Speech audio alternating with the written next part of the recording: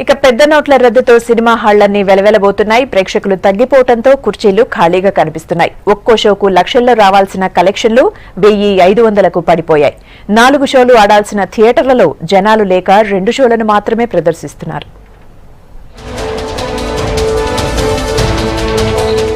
పెద్ద నోట్ల రద్దు పుణ్యమా అని సినిమా హాళ్లు వెలవెలబోతున్నాయి. ఒకప్పుడు సినిమా రిలీజ్ అయితే చాలు కిటకిట్లాడే థియేటర్లు ఇప్పుడు బాబురుమంటున్నాయి.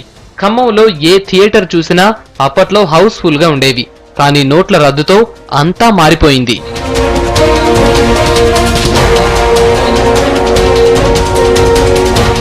రైల్వే స్టేషన్, బస్టాండ్లకు దగ్గరుండే సినిమా హాళ్లు కూడా ఖాళీగా కనిపిస్తున్నాయి. ఇన్నాళ్లు జనాలతో కిక్కిరిసిన సినిమా హాళ్ల యాజమాన్యాలు పెద్ద నోట్ల రద్దుతో తీవ్ర ఇబ్బందులు ఎదుర్కొంటున్నాయి.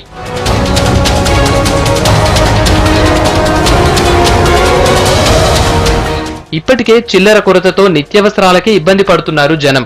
దీంతో వినోదం వైపు అస్సలు ఇంట్రెస్ట్ చూపటం లేదు. కాస్త టైం దొరికితే బ్యాంకులు, ఏటీఎంలకు క్యూ కడుతున్నారు.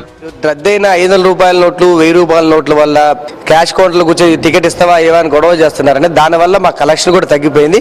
థియేటర్ కష్టకాలంలో పడిపోతుందండి. థియేటర్ మూసుకునే పరిస్థితి కూడా వస్తుందండి. దానివల్ల ఇక్కడ ఎంప్లాయీస్కి అన్నానికి పోవడానికి, లంచ్లకు పోవడానికి చాలా ఇబ్బంది పడుతున్నారు.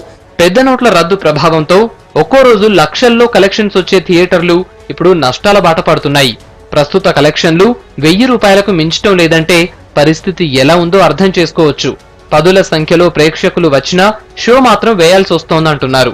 ఇదే పరిస్థితి కొనసాగితే సిబ్బందికి జీతాలు కూడా ఇవ్వలేమంటున్నాయి థియేటర్ యాజమాన్యాలు. సినిమా థియేటర్లు జనరల్నే కష్టాల్లో నడుస్తున్నాయి.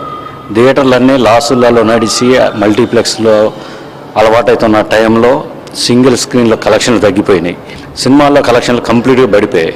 రోజు 1000 రూపాయలు వస్తే గొప్పగా అయిపోయింది కలెక్షన్ షోకి. ఎన్నడూ థియేటర్లు బంద్ చేయని వాళ్ళం ఈ రోజులో 2 షోలు కంపల్సరీ బంద్ చేస్తాం.